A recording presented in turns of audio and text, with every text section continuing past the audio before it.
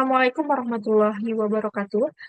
Perkenalkan nama saya Saskia Nanda dengan NIM 32024020044. Pada video ini saya akan menjelaskan materi tugas individu yaitu tentang keamanan jaringan enterprise, khususnya teknologi VPN atau Virtual Private Network.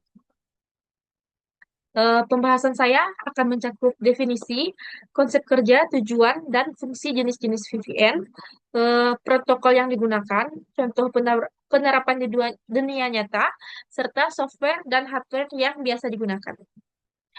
Eh, Baik, kita langsung saja ke slide pertama. Pertama, apa itu VPN? VPN atau Virtual Private Network adalah teknologi yang membuat koneksi private dan data transkripsi melalui jaringan publik seperti internet. Jadi, walaupun data kita melewati jaringan publik yang terbuka, data tersebut akan terasa seperti melewati jaringan pribadi karena sudah dienkripsi dan dilindungi. Hmm, Dalam konteks enterprise atau perusahaan, VPN ini sangat penting karena digunakan untuk menghubungkan kantor cabang karyawan yang bekerja dari jarak jauh atau bahkan mitra bisnis ke jaringan internal perusahaan tanpa perlu membangun jalur kabel fisik khusus yang mahal. Di sini ada tiga konsep dasar yang perlu dipahami. Pertama, tunneling, eh, yaitu proses membungkus data dalam paket transkripsi. Kedua, enkripsi, eh, melindungi kerahasiaan data tersebut. Dan ketiga, jaringan private virtual itu sendiri, yaitu simulasi jaringan pribadi di atas internet yang dibangun di jaringan internet.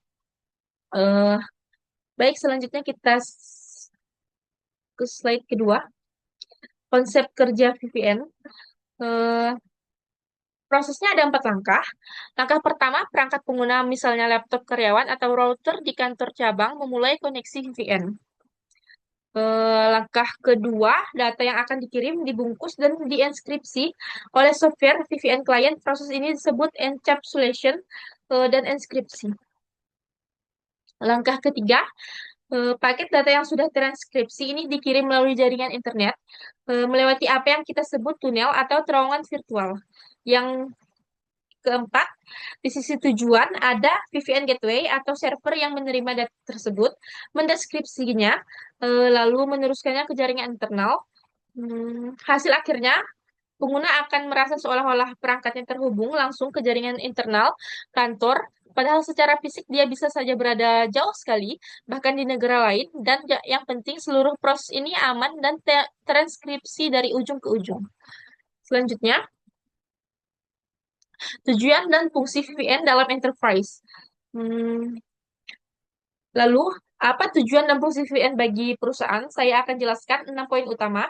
Pertama, keamanan data. VPN mengenkripsi lalu lintas data sehingga tidak mudah disadap atau dicuri oleh pihak luar.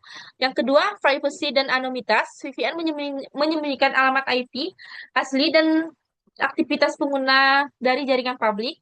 Yang ketiga, konektivitas antar cabang menghubungkan kantor pusat dengan kantor cabang secara aman, biasa disebut site to site. Yang keempat, akses kerja jarak jauh, karyawan bisa mengakses sumber daya internal kapan saja dan dari mana saja. Ini sangat relevan untuk kerja remote atau hybrid. Yang kelima, integritas jaringan, memastikan data tidak diubah atau dimanipulasi eh, selama proses pengiriman.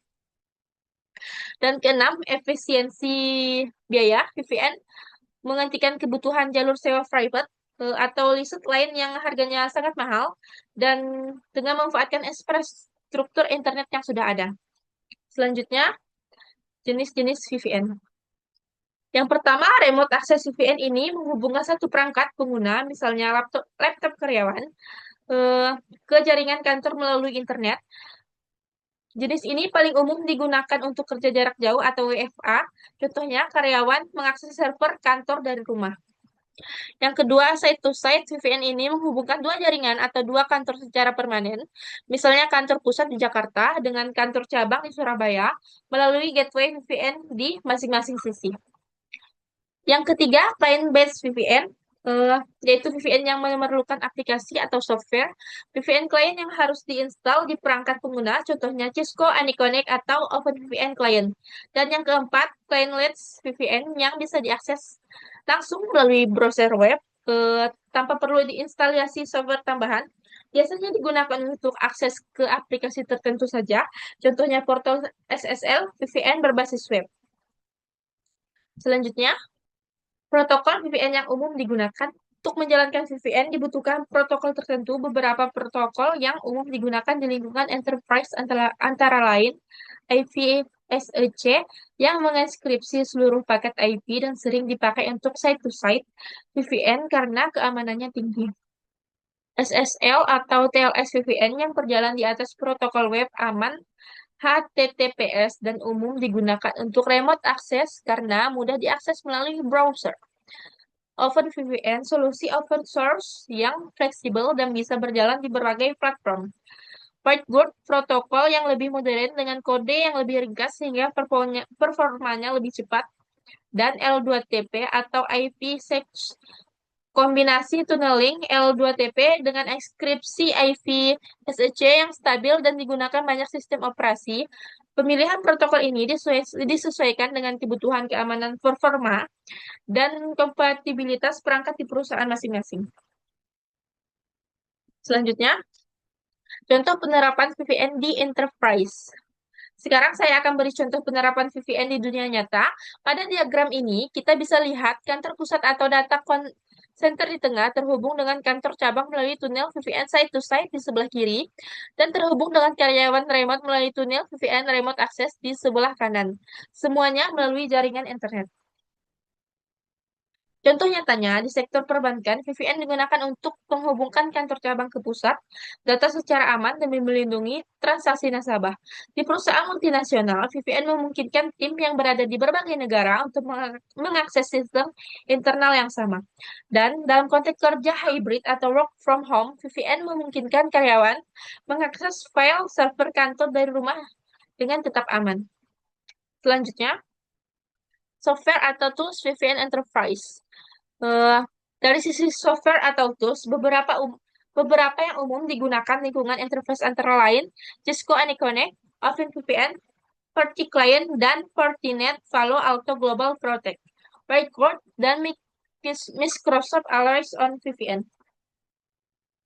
Selain itu, ada juga tools pendukung seperti Wireshark untuk analisis traffic, VPN Sense sebagai firewall, dan VPN Gateway open source, serta layanan VPN berbasis cloud seperti AWS VPN atau Azure VPN. Gateway selanjutnya. Sedangkan dari sisi perangkat keras atau hardware, yang biasa digunakan adalah VPN Gateway atau router khusus di sisi kantor, firewall next generation yang sering sudah terintegrasi fitur VPN seperti FortiGates atau Palo Alto, server atau VPN konsektrator untuk mengelola banyak koneksi di sekaligus selalu komputer atau laptop, klien di sisi pengguna, perangkat mobil seperti smartphone, dan juga switch serta router jaringan yang mendukung infrastruktur internal. Selanjutnya kita masuk ke kesimpulan.